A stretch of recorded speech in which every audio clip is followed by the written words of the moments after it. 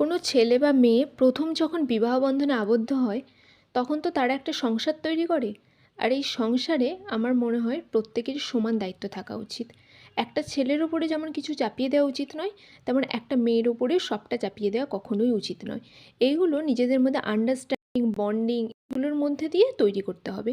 তবে দেখবে, যতই হাজব্যান্ড ওয়াইফের মধ্যে তোমরা বন্ডিংটা ঠিক রাখো, যখনই কোনো মানুষ শুনবে না কোনো হাজব্যান্ড তার ওয়াইফকে একটু হয়তো হেল্প করছে কোনো কাজে, মানে কোনো কাজে বলতে কি, ঘরের কাজে হয়তো এমনও তো হতে পারে যে আজকে ওয়াইফের শরীরটা খারাপ, হাজব্যান্ড তাকে রান্না করে খাওয়ালো, বা আজকে রান্না করে না খাওয়া আজকে বাসনগুলো মেলো। এই সমস্ত জিনিস যখন তোমার হাজব্যান্ড তোমাকে হেল্প করবে, তখন দেখবে বাইরের 5টা মানুষ তোমার হাজব্যান্ডের সম্বন্ধে কটু কথা বলবে, যে তোমার হাজব্যান্ড কি কোনো কিছু ইনকাম করে না, তার জন্য কি তোমাকে রান্না বান্না করে খাওয়াচ্ছে? এই কথাটা কেন হচ্ছে? একটা মেয়েও যখন ইনকাম করে, সেও তো তার হাজব্যান্ডকে রান্না বান্না করে সংসার সামলে, বাসন মেজে, কাপড় কাচে, সমস্ত কিছু সামলায়। তাহলে একটা মেয়েও যখন সংসারে টাকা দিয়ে কন্ট্রিবিউট করছে, তাহলে হাজব্যান্ড কেন টাকা দিয়ে কন্ট্রিবিউট করা সত্ত্বেও সংসারে কোনো কাজে হেল্প করতে পারবে না? আর তাদেরকে এই সমস্ত কথা কে বলেছে যে তার হাজব্যান্ড কিছু ইনকাম করে না তার জন্য ঘরের কাজ করছে? এই ন্যারো মেন্টালিটি না, যতদিন মানুষের চেঞ্জ হবে না ততদিন আমাদের সমাজ কখনো, মধ্যবিত্ত সমাজ কখনো উন্নত হবে না। উচ্চবিত্ত বা তারও হাই সোসাইটিতে হয়তো এগুলো না চললেও তাদের অন্তত এই ন্যারো মেন্টালিটিটা নেই। অ্যাকচুয়াল কী বলুন তো, মানুষ একটা জিনিস কি বলে, যে টাকা পয়সা দিয়ে কোনো কিছু বিচার হয় না, কিন্তু কি বলুন তো, টাকা পয়সা কিন্তু মানুষের মনের ঘনত্বটাকে, মনের পরিধিটাকে কিন্তু অনেক বড় করে, এটা আমি মনে করি।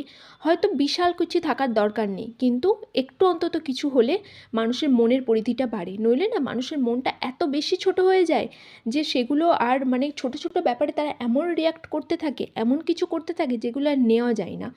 এটা কিন্তু কাউকে আমি পার্সোনালি বলছি না, আমি চারিদিকটা চিত্র দেখে বলছি। একটা মেয়ে যখন বাইরে থেকে কাজ করে এসে ঘরের পুরোটা সামলাচ্ছে, তাহলে একটা ছেলে কেন বাইরে থেকে কাজ করে এসে তার ওয়াইফকে হেল্প করতে পারবে না, তার বাচ্চাকে সামলাতে পারবে না? এটা কি মনে হয় আপনাদের? তবে এখনকার ছেলেরা কিন্তু অনেক অ্যাডভান্স, তারা কিন্তু তাদের ওয়াইফকে হেল্প করে, প্লাস বাইরেও কাজ করে। হয়তো কিছুদিন আগে বা কিছু এর আগের জেনারেশনের ছেলেরা হয়তো এগুলো করতো না, তবে এখনকার ছেলেরা কিন্তু অনেক অ্যাডভান্স এই ব্যাপারে, কিন্তু খুব, মানে লক্ষ্য, মানে ভালো, এই ব্যাপারটা খুব ভালো।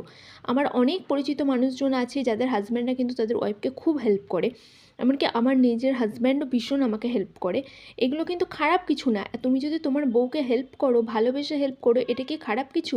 এতে কিন্তু তোমার পুরুষত্ব চলে যায় না, বরঞ্চ তুমি কতটা ভালো মনের মানুষ এটাই কিন্তু তোমার, মানে ওপরে প্রতিফলিত হয়। বাড়িতে কেউ আছে মানে তার উপর সবটা চাপিয়ে দেবো এটা নয়। বাড়িতে তোমার বউ হয়তো বাইরে কাজ করতে যাচ্ছে না বলে তোমার বউয়ের ওপর সব কিছু চাপিয়ে দেবো এটা নয়। তোমার বউয়েরও মন আছে, তারও শরীর আছে, তারও ভালো লাগা, তারও খারাপ লাগা আছে। এইগুলো যে ছেলে বুঝে যাবে তার সংসার সত্যিই সুখের হবে, আনন্দের হবে। এমন পাশাপাশি এটাও নয় যে তোমার বাড়িতে কোনো বয়স্ক মানুষ আছে, তোমার মা আছে, তোমার শাশুড়ি আছে, তোমার কোনো পিসি আছে, দিদি আছে, সে বাড়িতে কাজ করে বলে তাকে সব কিছু চাপিয়ে দেবো এটাও নয়। এইগুলো যদি আমরা খুব ভালোভাবে খেয়াল রাখতে পারি না, সংসারের বন্ধনটা অনেক বেশি মজবুত হয়। আজকে কেন তোমাদেরকে এইসব নিয়ে কথা বলছি, এই সমস্ত কথা না আমাকে ইদানিং খুব বেশি শুনতে হয়েছে। আর অবশ্যই এটা হয়তো তোমরা বলতে পারো যে এখন নিজের ইয়েতে ছোবল লেগেছে তাই জন্য ফোঁস করে উঠেছে। আর এটা তো সত্যি, নিজের লেজে যদি ছোবল লাগে তো ফোঁস তো করবই। মানুষ যদি আঘাত করতে না পারে, মানুষ ফোঁস করতেও তো ছাড়ে না। আর কিছু কিছু মানুষকে না এইভাবেই জবাব দিতে হবে যে সত্যি আমি না সব কিছু পারি। কোনো সময় অতিরিক্ত ভালো মানুষই দেখিয়ে সব মানুষকে মানে সব কিছু চাপিয়ে দেওয়াটা, এটা মোটেই ঠিক না। আর কোনো কোনো মানুষ আছে যারা লোকলজ্জার খাতিরে, মুখের খাতিরে কোনো কিছু বলতে পারে না। তার মানে এই নয় যে তারা বোকা বা তারা সেই ব্যাপারটা বুঝতে পারছে না। এই ব্যাপারগুলো যারা ভাবে, আর এই পৃথিবীতে যারা নিজেকে চালাক ভাবে আর অপরকে বোকা ভাবে, তাদের মতো বোকার পৃথিবীতে নেই, এটা আমার মতামত।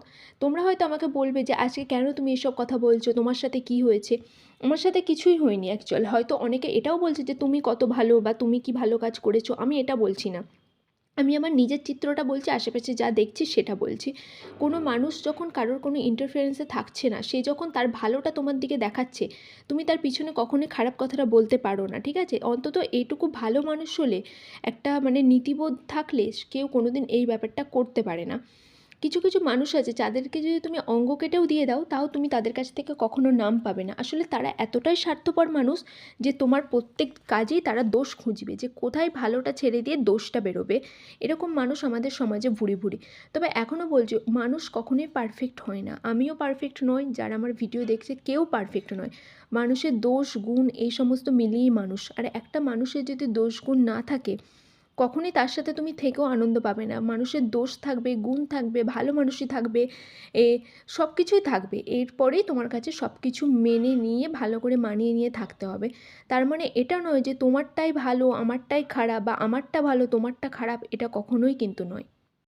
কিছু কিছু মানুষ আছে যারা আপনি পিছন ফিরলে আপনার নামে কিছু না কিছু কমেন্ট পাস করবে, আর যার সাথে করবে সেও এরকম। তাদেরকে বলবো, আপনারা না এই সমস্ত খেলায় নিজেকে জড়াবেন না। আপনি যার সাথে আলোচনা করছেন অন্যকে নিয়ে, জানবেন আপনি পিছন ফিরলেই সেই কিন্তু আপনার নামে এরকম আলোচনা করছে। আর কিছু কিছু মানুষের না জীবনের রুটিনটাই তাই, কিছু পেলো কি না পেলো অন্যের সমালোচনা করে তারা জীবনে ভীষণভাবে আনন্দিত হয়। আর কিছু কিছু মানুষের তো এত ন্যারো মেন্টালিটি, তারা একদম মানুষকে না, মানুষের ভালো সহ্য করতে পারে না। আপনার হাজব্যান্ড ওয়াইফের সাথে ভালো প্রেম আছে সেটা তারা সহ্য করতে পারবেন না। আপনি কোথাও বেড়াতে যাচ্ছেন তারা সহ্য করতে পারবে না। আপনি ভালো কিছু খাচ্ছেন তারা সহ্য করতে পারবে না। কেন ভাই? আপনিও নিজেরটা নিয়ে নিজের ভালো থাকুন না কেন? পৃথিবীতে মানুষের তো সুখের আনন্দের শেষ নেই। যার যেমন আছে সে তেমনই আনন্দ করছে।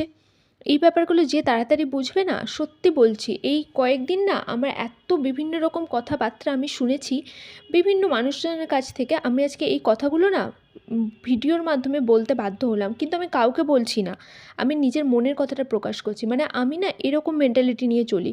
সত্যি বলছি, পার্সোনালি আমি কখনো কারোর নামে এরকম সমালোচনা করি না। আর করলেও সেটা ভালোর দিকে, খারাপের দিকে কখনো করি না। তার একদম গুষ্টি তুষ্টি যা কিছু আছে তার ভেতর থেকে বার করে নিয়ে এসে সেটাকে আমি একদম কচলাবো, এই মেন্টালিটি আমার নেই। আর যাদের আছে তাদেরকেও আমি নিজে প্রচণ্ডভাবে অপছন্দ করি। তো আজকে রান্না করতে করতে অনেক কথাই তোমাদের সাথে শেয়ার করলাম। অ্যাকচুয়াল কী বলো তো, কিছু কিছু কথা না মাঝে মাঝে বলতে হয়। আগে না কিছু কিছু মানুষকে দেখতাম, ইনফ্যাক্ট আমিও এরকম ছিলাম যে মানুষের দিকে না ঘুরিয়ে তাকাতাম না সে কী বলছে। তবে এটা কিন্তু জীবনের একটা বড় ভুল। কোনো সময় নিজেকে এইভাবে রাখা উচিত নয়। কেউ যদি তোমাকে কোনো কথা বলে অবশ্যই তার প্রতিবাদ করা উচিত। প্রতিবাদ ছাড়া কিন্তু জীবন চলে না। তবে প্রতিবাদটা অবশ্যই ভালো ভাষায় হওয়া উচিত। প্রতিবাদ সব কিছু, সমালোচনা থাকবে, সেটা ভালো খারাপ সব কিছু হতে পারে, কিন্তু সেটা কখনোই এমন হবে না যেটা মানুষকে দুঃখ দিয়ে আঘাত দিয়ে কথা বলে।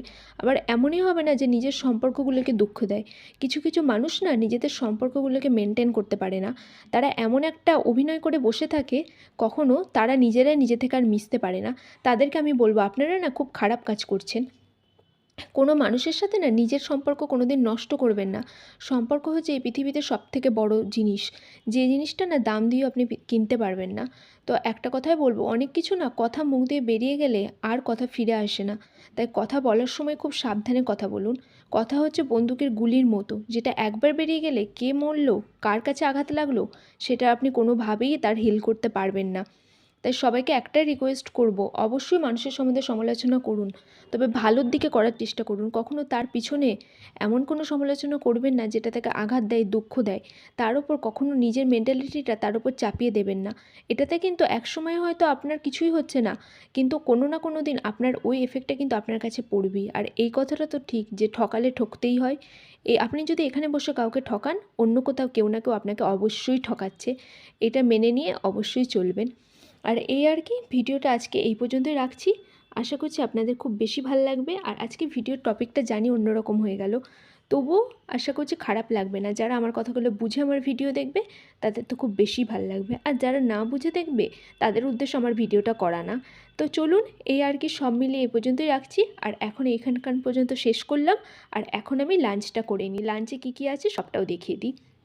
আছে পেঁয়াজ কলি ভাজা, চিকেন আলু কষা, আর ওদিকে আছে লাউ শাক, ডাল, বড়ি দিয়ে তরকারি। আজকে আমি একা একাই খাচ্ছি, তোমাদের দাদাভাই নেই।